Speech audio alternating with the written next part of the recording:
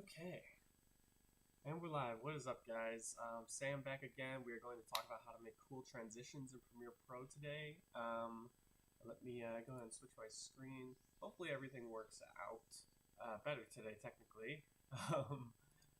And we won't have to be distracted by our broadcast, okay? So I want to talk about cool transitions and like why to use them and like which ones you can create straight in Premiere, and also ones that you can create using like third parties, and certain ones you can just download off the internet. So let's start with just like the basics, okay? So right now we're looking at my my Italy video. This is kind of complex and it's got a lot of different transitions throughout it, but I just want to start with something simple. So let me just kind of copy these over to the side, and I'm going to zoom in on these, okay? So let's go over here, do a little zoom. Okay, my computer is conforming all of these clips. Let me make it so that the video thumbnails aren't like repeating. Oh, I guess it is the head and tail. Okay. So here we got two clips, right? So it's just these two. And what I want to do is I just want to create a transition in between them, okay? So I'm going to click on the middle scene. I'm going to hold Control or Command and press D. All right, and it creates a cross dissolve. Now, by default, it should be like a 1 second long cross dissolve. And it just makes them like fade into each other. So it's like the opacity of one goes into the other one, right? So what you can also do is you can go under Effects in Premiere, and let's type in Transitions. Okay. Okay. And then under Transitions, actually we don't have to search that. We can just go to Video Transitions right here. Okay. So we got dissolves. We can do additive dissolves. So if I click and drag this on top of the cross dissolve, it'll change. So additive just basically brings some brightness into the video. So it's kind of like a flash dissolve, but it's not a full flash. Like that's as bright as it gets. And then here's cross dissolve, which is what we have. It's highlighted in blue, which means it's my default. So I think I can right click this additive. Yeah, see, I can set it as the default transition. There's a dip to black. So I can just do this and it goes down to black and then from black. Then we got film dissolve, right?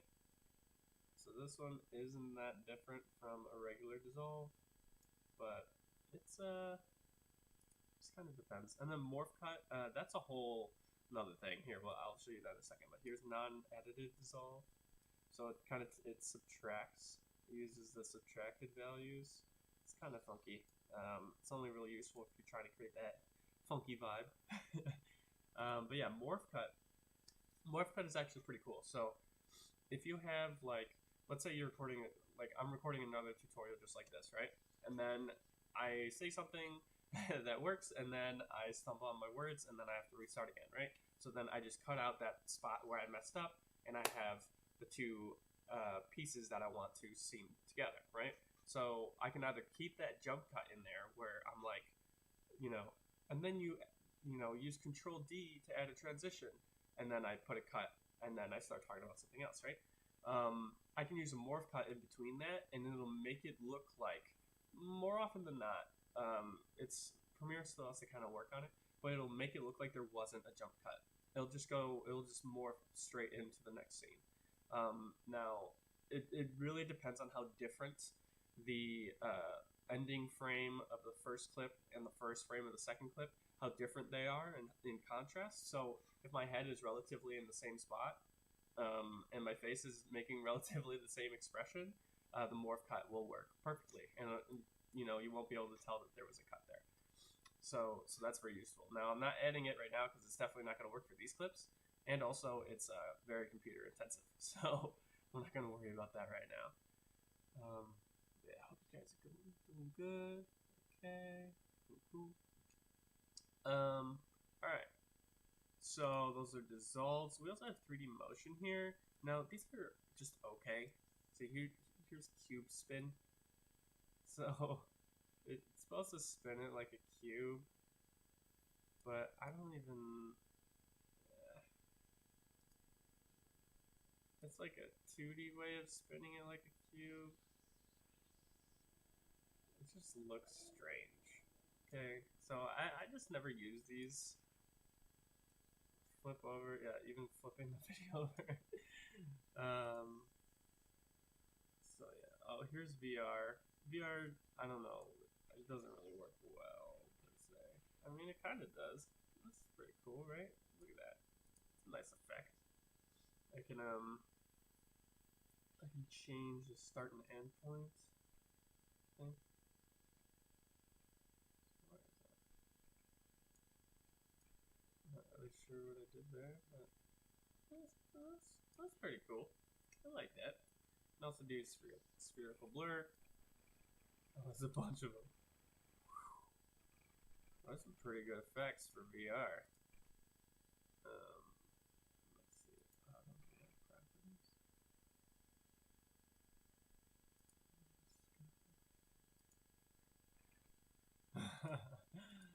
Yeah. Okay. So we're just messing around here, but all in all, we have a bunch of different effects inside of Premiere already. Now, these effects don't necessarily make everything look really cool, right? So like here's a page peel, it just looks so lame, honestly. And then, but some of the slides and some of the wipes are pretty cool. So we're gonna make one, we're gonna do a push, okay? So right here we see the new clip is pushing the old clip. So I think what I'm gonna do is I'm gonna shrink the amount of time that it needs to push. So let's do like that. So if we're going, it pushes it like that fast, okay? So while it's pushing it that fast, I would like it to at least like blur for us. Alright, so let's do let's type in blur under our effects, and let's do, actually no, not blur, let's do GAUSS for Gaussian blur. Okay, we're gonna drag it on our first clip. So since the first clip is moving right there, we're gonna make it do a horizontal blur. We're gonna keyframe this. We're gonna blur that baby out, just like that. It's gonna make it a super blur, right? Alright, and I'm gonna copy this effect. I'm gonna go on to the next clip. And I'm going to paste it in. We're gonna start with the blur, and then by the time we get to the end of the dissolve, should be good, but I think I'm gonna keep it out. So let's see. So that's the start of a good looking effect. Okay. It doesn't look too bad, but I think I want to make it even blurrier. There we go. Pop that up there. Okay. So now this is just kind of like a rugged push. Like ideally I'd like to ease in and ease out that animation. So I wouldn't even use this. I would prefer use transition kind of like this. Okay, so at the start, this one, I have this. This is the end of the animation, right? We're gonna have this all the way over here.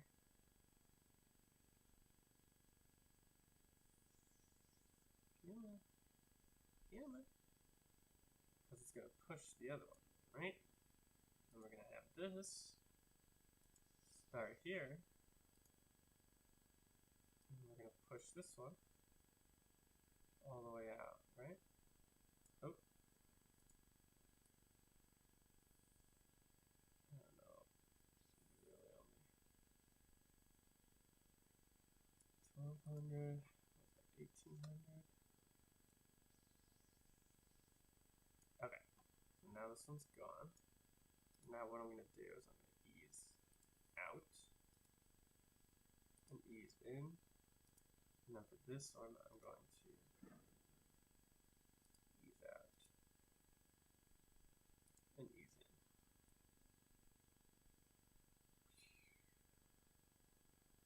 Oh, you know what? So these distances. There we go. Because that has to be right there. See? now we got an eased out and eased in blurry transition. See that? So it's not as cut and dry, it's more of like a blurred animation, right? So I think I might even blur it some more. What are we at, 500? There we go. You can see this one starts here. I think I'm going to pull it even further out. There's a black line though. Maybe not. Maybe like negative 50. See? Okay. So now that we know how to push, we can also change the direction because we're going, you know, left to right. We can go up, you know, from the top to bottom. We can go bottom to top. We can do all sorts of different ones. But I think creating these manual transitions it's not even that difficult. You just got to make sure that you know where you want to put your keyframes. And I decided that because I made this an 8-frame section. So I have this 8-frame transition of the bottom clip starting at the beginning of the top clip. And then the top clip goes and ends at the end of the bottom clip. So you can just kind of tell, because if you do ease in and ease out and then you have like the keyframes not matched up, then, you know, the whole smooth transition is going to be misaligned. So let's start looking at some flash transitions, okay? Maybe we can add some during this movement here. Now, if let's see, I'm going to pull up the internet for you guys. Let's bring this tab down here. Okay, so I'm going to pull this up. Can you see this? I think you can. Okay, we're going to go to, is it motion array? No, it's rampant. Rampant essentials download. Presets for Adobe Premiere Pro. I think this is it.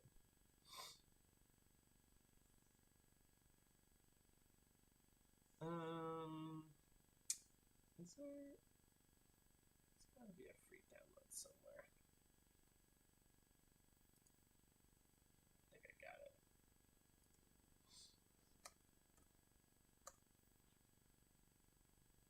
Free download. Here we go. Okay, so when you sign up, you can get these 4K effects for free. Now it comes with a few light effects, it comes with some matte transitions, it comes with a lot of cool different things. So if you go to rampantdesigntools.com/free download sign, it will take you, or it will give you this zip file that will give you these flash transitions. So I'm going to drag them in. I already have them loaded into my project. So let me go ahead, drag one of these in. So here's one of them, okay? I pull this up here. It's just a video file, and it's got like a black background. All right. So if I play it,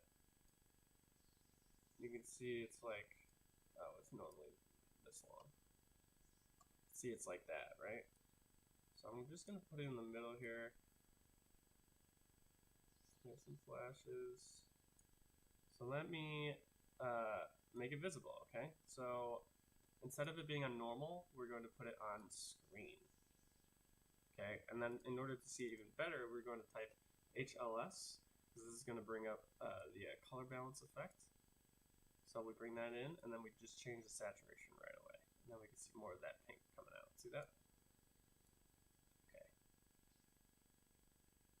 And there's that effect. Now it blocks the whole blur. And this isn't 4K, right? So I'm gonna, since I'm editing in 1080p, I'm gonna shrink this down by half the size. So the flash isn't that big. Yeah, see that? So it blocks the whole blur, but this is also just a different type of transition, right? And it's not that bad. Now we can also change the hue of the pink. Okay, we can just change the colors. So I'm just going to adjust the hue. So now we got a green, yellow. Alright, what else we got here? Get like a bluish. There's like a bluish tint. Fascinating. Okay, we got like a purple. It's just going through the whole rainbow, you know? I'm just trying to think what would be best. Some red. Yeah, this is like a reddish. So go through here. Still very pinky. Let's do like 30. Ooh. It's like a red yellow. Oh, I can't see it.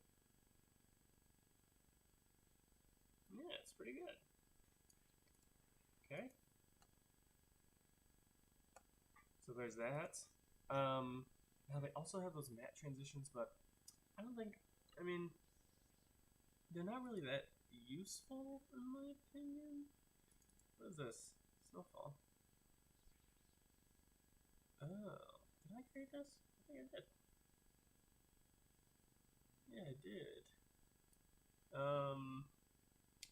Okay, so there's also one way that I created these specific transitions that I know some of you expressed that you wanted to use.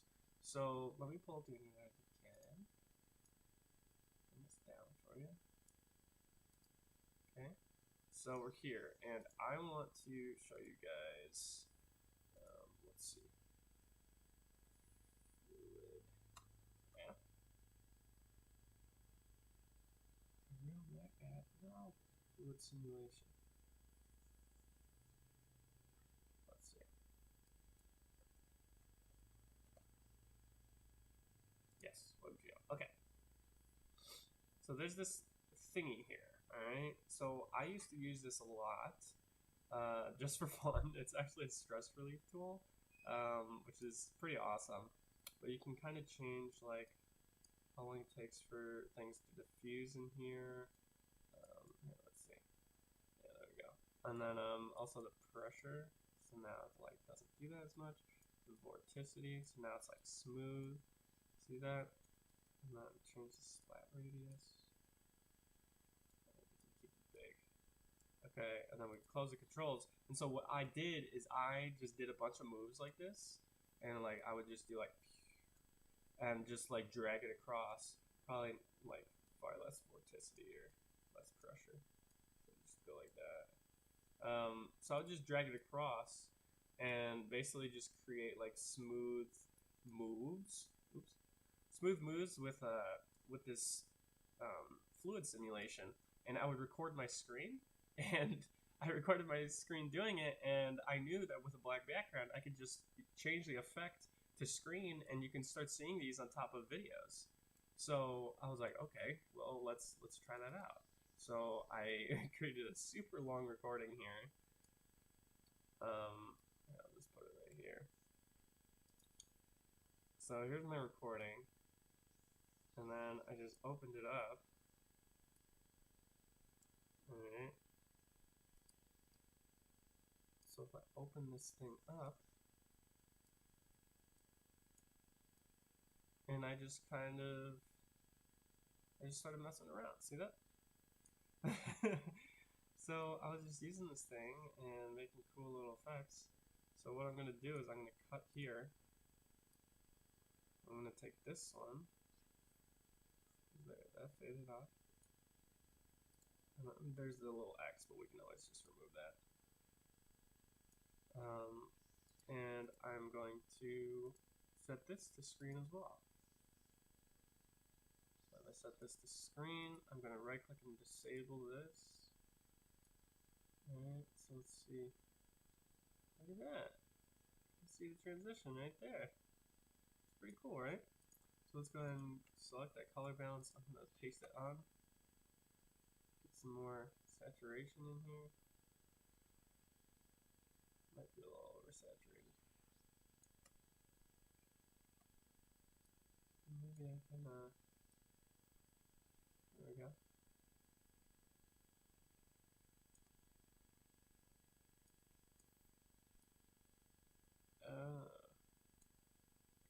line it up with the movements.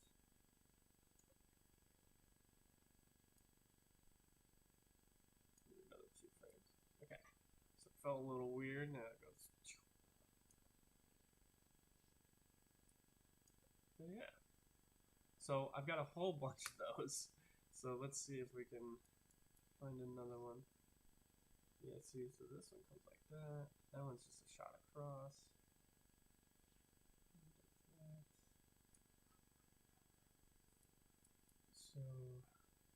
So these are all, these have like these crazy waves to them. I think if I scroll down here, did I get 2 going on there? I did.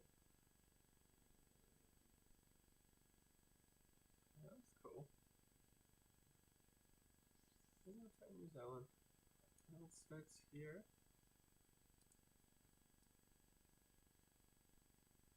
Fades off. Okay. Drag that over. Pop that in. So then I'm going to select this. I'm also going to make this screen.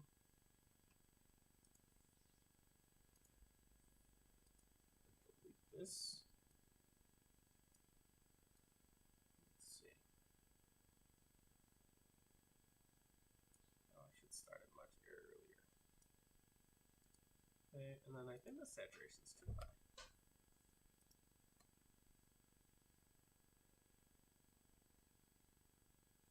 Ooh. Kind of like that.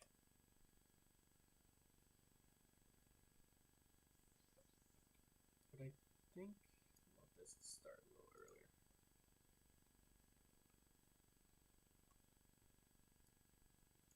Yes.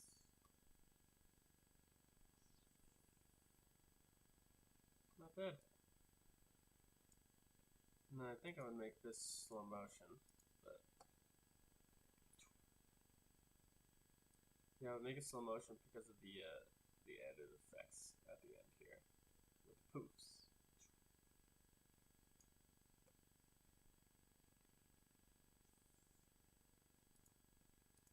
So yeah, I'm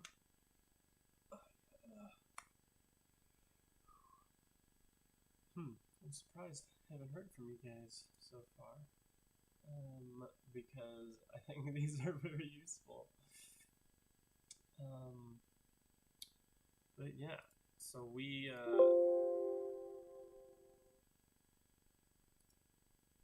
I think that's all that we're gonna have today. If there's no questions. But this is basically like the start of like where you would make your creative decisions, right? So I'm adding this little flare to my blurry push transition, right? So blurry push transition is there. Now the flares might be too much of a distraction. You might not even want them. But as long as you know that you have that option, it's on your tool belt, it's good to have. It's good to know. If you want these flash or these fluid transitions, just let me know. Tell me in the comments down below.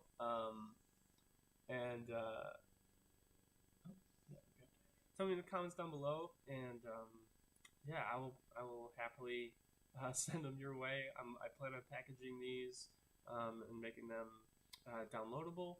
So just let me know, and I will do that for you specifically, and I'll also build it out for everybody else. So yeah, thank you guys so much. Wish we could go for longer, but that's all right for now. And I will see you guys in the next one. Peace out, guys. Oh, that's not what I wanted. That.